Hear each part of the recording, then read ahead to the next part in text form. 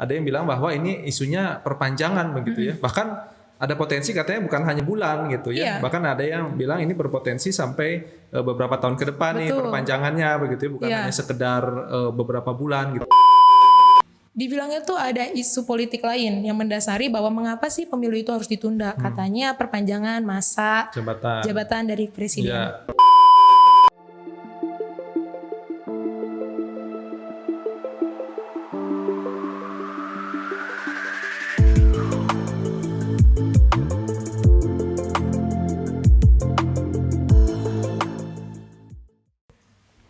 Halo semuanya, balik lagi di Ice Podcast bersama saya Melina Alvenita. Dan sekarang hari ini kita punya guest yang cukup spesial.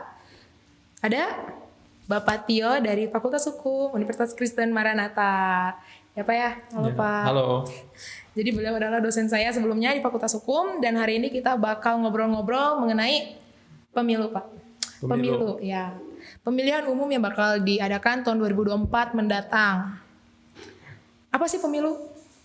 Nah, kalau pemilu ini pemilihan umum ya. Iya. Nah, kalau dari singkatannya ya. Cuman kalau kita jabarkan lebih jauh ya, pemilu itu pemilihan umum yang ditujukan untuk memilih presiden begitu ya. Kemudian juga DPR dan juga DPRD baik di tingkat itu provinsi maupun di tingkat kabupaten kota gitu.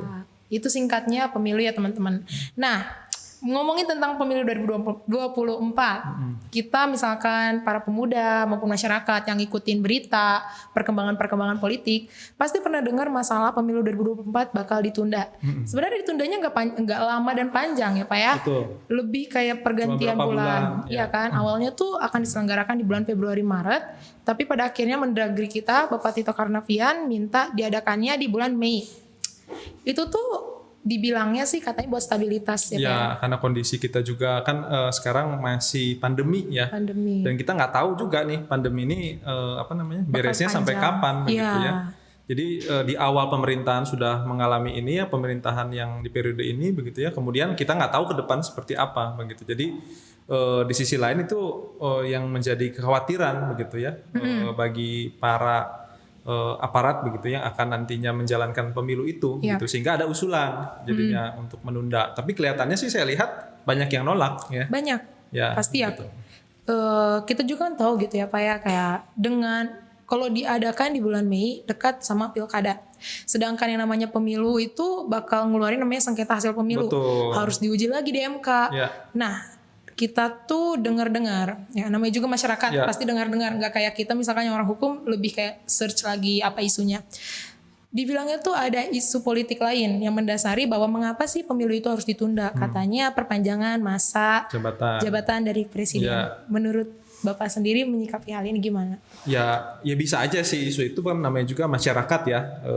Ketika ada suatu kebijakan pemerintah, masyarakat mengkritisi begitu ya. Mengkritisinya itu ya tentu saja dengan berbagai macam analisa mereka begitu. Ada yang tadi yang seperti dikatakan Melin, ada yang bilang bahwa ini isunya perpanjangan begitu ya. Bahkan ada potensi katanya bukan hanya bulan gitu ya. Bahkan ada yang bilang ini berpotensi sampai beberapa tahun ke depan nih perpanjangannya begitu ya, bukan hanya sekedar beberapa bulan gitu. Jadi coba dipantik dari isu yang beberapa bulan ini begitu. Tapi kalau menurut saya sendiri kan sebenarnya kalau dari segi presiden pernah menyatakan bahwa waktu itu memang konteksnya itu dia cuman maksimal 2 periode gitu ya. Jadi harusnya sih saya lihat arahnya memang Pak Presiden itu memang mau menghormati konstitusi begitu ya. Tidak mau juga mengarah ke arah yang melanggar konstitusi begitu kan, berarti kalau 2 periode ya maksimal 8 tahun tidak lebih begitu ya. Ya kalaupun misalkan lebih sebulan atau 2 bulan saya rasa itu tidak substansial, itu kan teknis sekali gitu ya. Kalau kita ngomongin masalah cuma sebulan 2 bulan. Jadi memang mengarahnya tuh ke arah isu yang lebih jauh begitu ya. Takutnya nanti diperpanjang lagi lebih panjang begitu ya waktu masa jabatannya begitu. Nah, saya lihat sih ini juga kalau secara politik ya itu memang ingin memancing ya di masyarakat itu ya, dia ngetes gitu gimana ketika ada isu ini masyarakat tuh reaksinya seperti apa, bakal gimana, betul feedbacknya gitu. Seperti apa, dan kita lihat kecenderungan kan menolak gitu. Langsung pada kemungkinan besar itu pemilu akan berlangsung sesuai dengan rencananya begitu. Karena memang menurut saya sendiri tidak perlu dimundurkan sih, karena kan itu sudah harusnya kita persiapkan dari sekarang ya. Kalau secara teknis KPU dan segala macamnya lembaga yang lainnya itu harusnya sudah mempersiapkan dari sekarang. Harusnya tidak menjadi kendala menurut saya. Berarti kalau dilihat dari kacamata tata negara atau administrasi negara nggak urgent banget buat diundur kan ya Pak? Betul, tidak ada urgenitas untuk diundur begitu ya pemilu itu, bahkan hanya beberapa bulan begitu dan berpotensi menimbulkan masalah baru ya tadi seperti yang dikatakan Melin akan menimbulkan masalah gimana nih masalah sengketa-sengketanya gitu. Sedangkan November kita udah mau pilkada pun pilkada serentak itu. 300 kepala daerah yang akan dipilih pada bulan November. Bayangkan konflik yang harus diurus oleh Mahkamah Konstitusi. Habis dia setengah mati ngurusin pemilu presiden, pemilu DPR, DPRD tingkat 1, tingkat 2. Habis itu ngurusin kepala daerah dalam waktu yang berdekatan. Gitu. Ini kan sama aja sebenarnya nyiksa hakim MK ya. 2024 MK berarti bakal sibuk ya Pak ya? Nah iya betul. Tapi sebenarnya dengan Mendagri kita minta pengunduran waktu pemilu itu nggak sih ada hubungan dan buntut panjang dari yang kemarin dari DPR pengen melakukan amandemen mengenai masa jabatan presiden nggak sih Pak?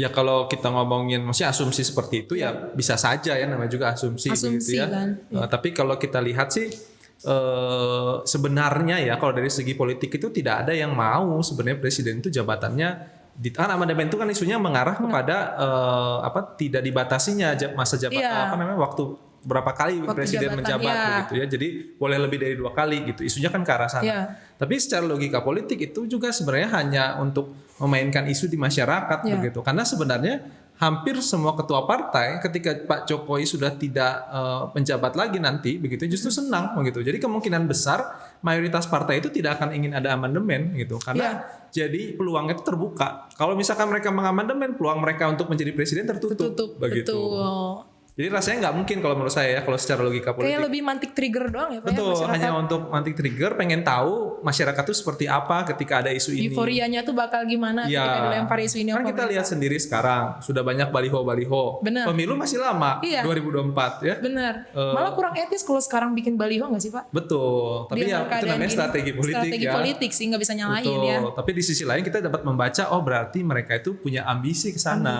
Gitu. Betul. Iya Pak, setuju. Nah, kita ngomongin pemilu dan ternyata kita dengar tadi kayak sepakat gak ada sesuatu hal yang terlalu urgent untuk untuk dimundurkannya pengadaan pemilu 2024.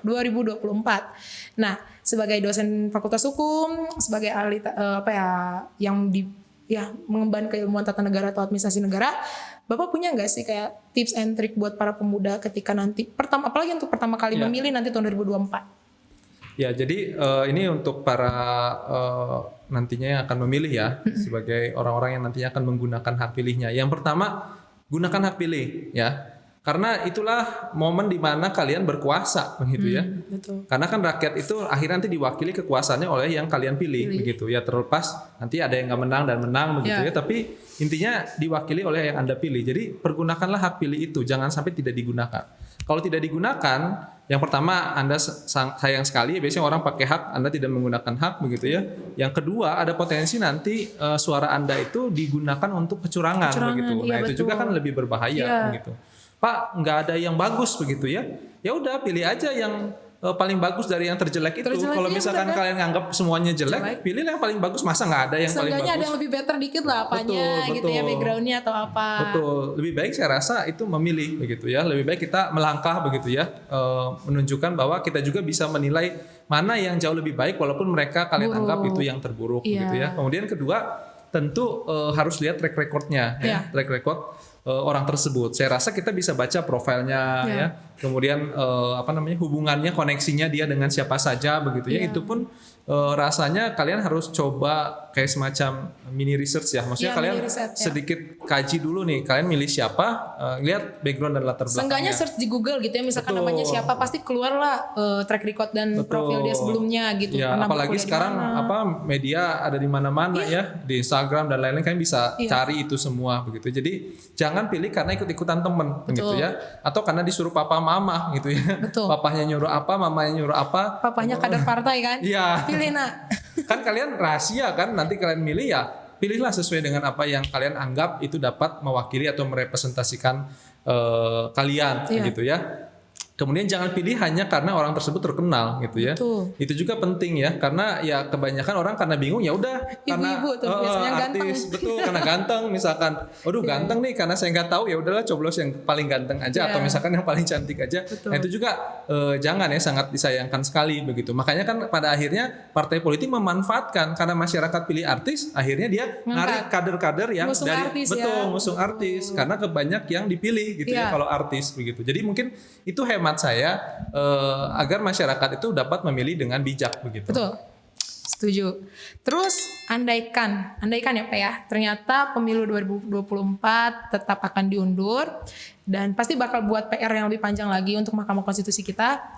Tapi apabila itu benar terjadi, apa harapan Bapak selaku ya pengamat politik, pengamat hukum, apa yang diharapin dengan diundurnya itu gitu meskipun nggak urgent? Ya satu-satunya yang bisa saya harapkan ketika itu terjadi ya semua harus dipersiapkan dengan lebih baik. Gitu ya. Ya memang ada alasan juga kan yang bilang bahwa biar kita yaitu mempersiapkan lebih baik begitu ya. Itulah yang harus dijalankan begitu ya. Benar-benar masalah data terutama ya yang sering bermasalah itu kalau pemilu masalah data. Nah itu berarti data itu harus benar-benar beres gitu. Jangan sampai yang meninggal boleh milih gitu ya. Iya, well prepared. Nah itu akhirnya dimanfaatkan juga untuk kecurangan. Padahal gitu. udah meninggal kok bisa milih, ada ini hak suaranya. Dan SOP yang jelas gitu. Betul. Masyarakat tuh bisa milih nggak kalau di luar kota? Ya. Siapa yang bisa dipilih? Ya. Mahasiswa saya ada yang sampai ngomong, Pak saya nggak boleh milih anggota DPRD di kabupaten atau kota saya gitu. Karena saya sekarang lagi di Bandung, saya asalnya dari daerah di Sumatera begitu. Betul. Ya memang iya gitu, memang nggak boleh karena kan Anda memang mewakilinya harusnya wilayah sana gitu. Kalau presiden boleh, kalau DPR boleh, tapi kalau di daerah nggak boleh begitu. Nah pemahaman itu kan berarti belum tersampaikan kepada masyarakat sehingga masyarakat merasa oh ini salah padahal enggak. Gitu ya di sisi lain begitu. Nah ini persiapan itu harus terus dijalankan begitu ya sehingga nantinya pada saat pemilu minim masalah-masalah yang akan muncul sehingga tidak membebankan MK, tidak terlalu membebankan MK. Jadi nantinya. Teknis tuh udah bakal jadi masalah yang bikin ruwet lah ya. Betul. Dan siapa tahu dengan diundurnya kita nggak tahu ya ternyata si pemilunya justru bakal lebih berkualitas. Ya. Gak ada yang tahu. Dan itu hanya ya itu harapan satu-satunya kalau diundur ya harusnya jauh lebih berkualitas. Sehingga meminimalkan potensi kecurangan tadi sehingga tadi ujung-ujungnya MK juga tidak banyak permasalahan yang harus mereka bereskan begitu. Betul. Oke. Jadi teman-teman semua untuk yang pertama kali tahun 2024 milih, be wise dalam memilih, gunakan hak suara meskipun menurut kalian ya calonnya pada buruk, ya seenggaknya pilihlah yang terbaik dari yang terburuk. Gak mungkin semuanya buruk-buruk amat ya Pak ya. Oke, segitu aja. Makasih Pak buat sharingnya, buat ilmunya. Thank you buat kalian semua. Kalau yang punya pengalaman pemilihan sebelumnya bisa di-share di kolom komentar. Sekian dari kami. Salam integrity, care, and excellence.